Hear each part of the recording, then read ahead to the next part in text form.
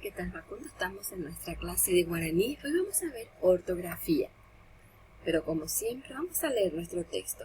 Pero el ángel les dijo: no se alarmen ustedes, buscan a Jesús de Nazaret.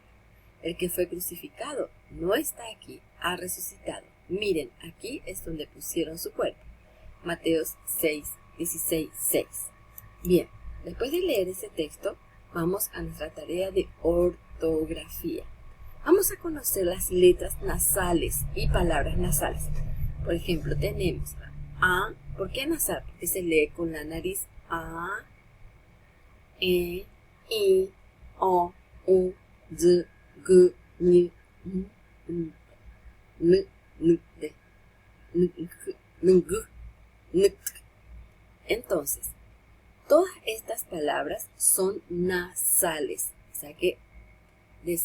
sea que pronunciamos con la nariz. Palabras nasales son aquellas palabras que están compuestas por lo menos una vocal o consonante nasal.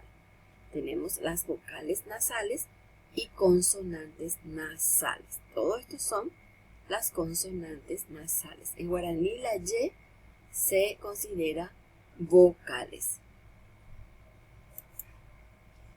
Vamos a pintar las letras nasales. Vas a escribir en tu cuaderno y vas a pintar las letras nasales. ¿Cuáles de estos son las letras nasales? Podés repasar, podés mirar acá y luego podés realizar tu tarea. Luego marco con una cruz las palabras nasales. Vas a marcar con una cruz las palabras que tienen letras nasales. Por ejemplo, MB sí tiene. Reta también tiene.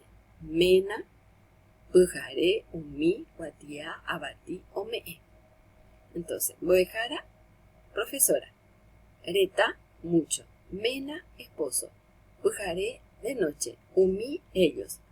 Guatiá, papel. Abatí, choclo. Omee, da. Entonces, ¿qué vas a hacer? Las palabras nasales vas a marcar después de haber hecho en tu cuaderno. Luego vas a dibujar estas palabras nasales. Aranduca es un libro. Mero es una fruta. Baracayá es un gato.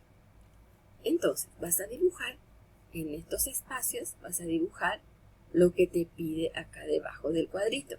Pero vos vas a hacer en tu cuaderno. Que el Señor te bendiga y nos vemos en la próxima clase. Chao, Facundo.